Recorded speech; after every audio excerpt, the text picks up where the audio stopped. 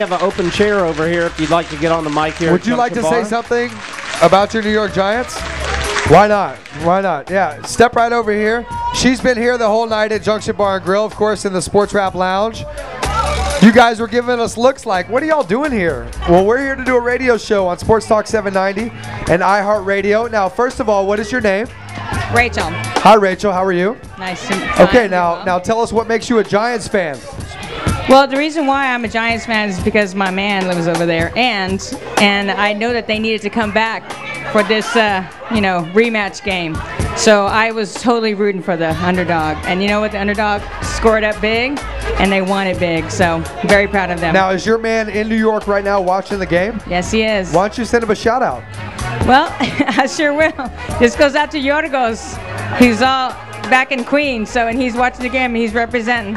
Represent Queens, everybody. Queensbridge, yeah, QVC. Right here, right here. Well, hey, thanks for coming to Junction to watch the game. Of course, we are Sports Wrap Live, and you'll be able to see that on the podcast. You can tell him to check out the podcast for his shout out to Queensbridge. That's right, sportswraplive.com. Make sure you check that out. All the great podcast videos will be uploaded as soon as possible, and you can forward that to your man in Queens. That's right, that's right. Just like our podcast from Thursday night when we gave you our predictions. Of course, 3 out of the 4 of us here at the table took the Patriots, but it seemed like the betting public really rode the Giants.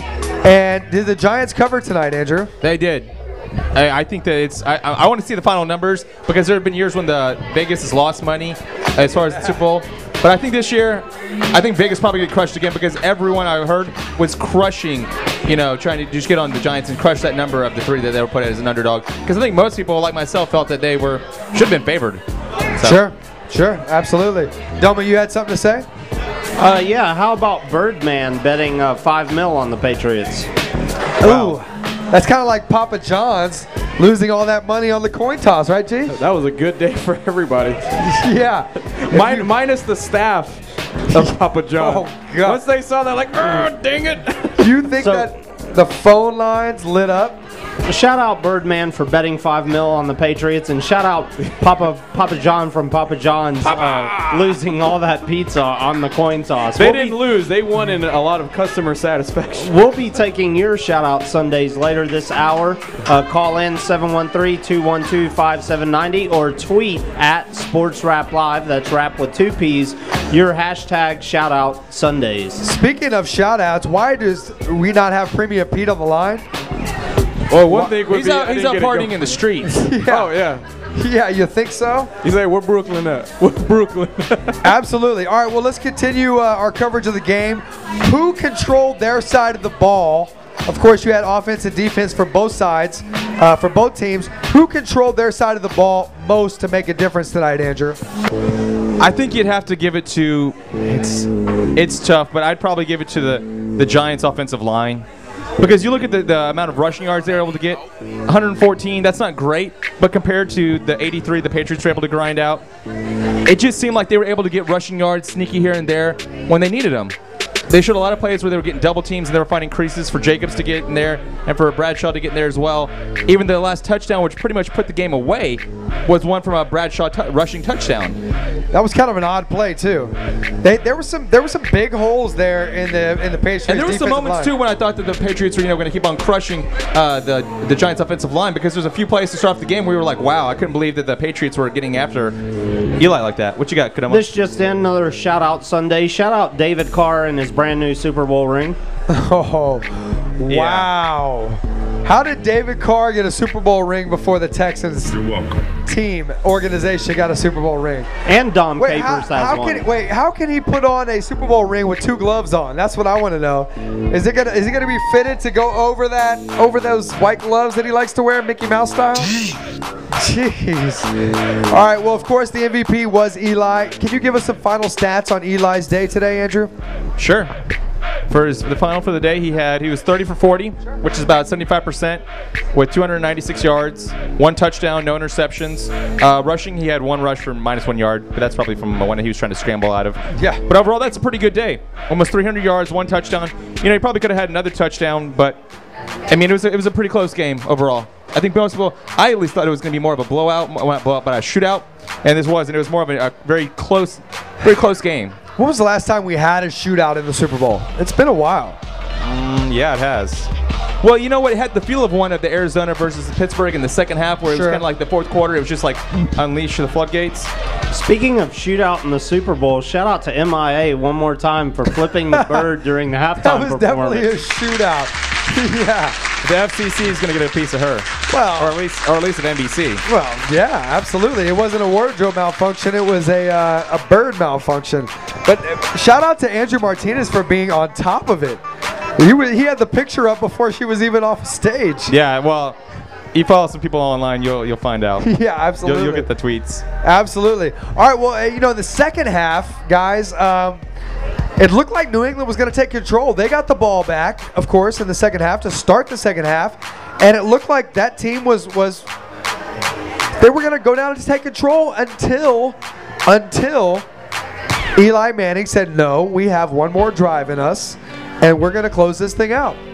And now there's shots of Eli with the championship trophy in his hand. Brooklyn Zoo on it. It's what? He's going Brooklyn Zoo on that. Brooklyn Zoo? Yeah. Absolutely. I mean, that's really how the game played out. It was just back and forth, a lot of feeling out. The Patriots made the drive at the end of the first half, but Eli made the drive at the end of the game when it mattered.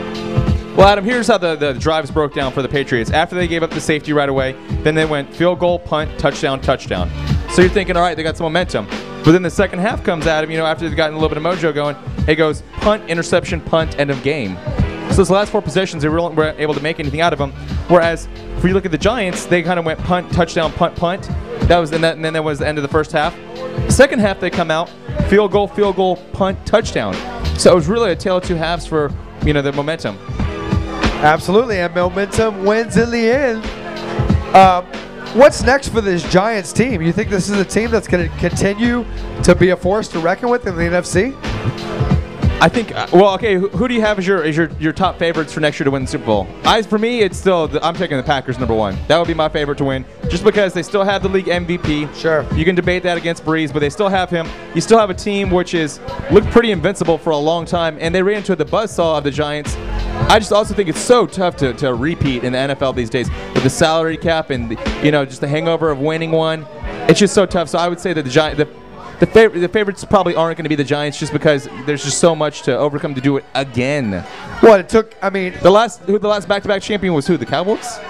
No, Patriots. No. Patriots have a back-to-back one in them. Patriots won 3 out of 4. Yeah, Okay. Yeah. So they had to go back-to-back. It's funny because it took this Giants team, who has similar parts, minus the stray hands, minus some of the receivers, minus some of the offensive linemen that they had back then. But it took this very team with Eli 4 years to get back. But let's remember, they barely snuck in the playoffs. They really had to turn it on the last few games of the season. Their slogan became finish. And Eli really raised his game to the next level. The defense stepped up and started playing phenomenal. I guess they just turned on their momentum when it really counted, that last game of the season against the Cowboys, and just kept rolling from there. It feels like the Packers of last year to me, Adam. Whereas they got in the back door, and then once they got in, the win to get in, they just kept the momentum going the whole time. Well, the NFL playoffs are so difficult to get into as it is. You see the Texans, it took 10 years before they got in. That once you get in, yeah, you can ride any type of momentum. You can ride any type of hot streak to a championship. And just fitting that Eli wins his second in Peyton's home. That's big news. That is pretty weird. I was not expecting to hear that when this season started. Not at all. It had to be a lot of pressure. I mean, playing in the house your brother built in probably the worst season of his career. I mean, Eli just had to want to win that game so badly, and he held it together with poise the entire game. He really did. He really did, and that is a sign of a Manning. And we're seeing a lot of poise out of Peyton right now, dealing with what he's dealing with, whether or not he's even going to play another game in the stadium that Eli just won his second Super Bowl in. We don't even know. Play a game, period. Period. Yeah, for anybody. We're still waiting to see if he's cleared. There was some news this week that he was cleared to play by doctors, but Jim Irsay went out on Twitter at 1 a.m. the other night and said, "Oh no, he's not cleared by our doctors." Well, Jim Irsay, you know, I find it kind of a little hypocritical, Adam, that he's talking about how, he doesn't want his players to be out there saying things on Twitter and whatnot, but at the same time, He's on Twitter. yeah, he's not portraying himself very professionally on Twitter, is what I No, would say. absolutely not. We're going to continue to portray ourselves professionally here on Sports Wrap Live. So we're going to go to a quick break. When we come back, we will continue to wrap up the Super Bowl and talk all things sports, sounds, and sneakers. So you guys stick around. We'll be right back.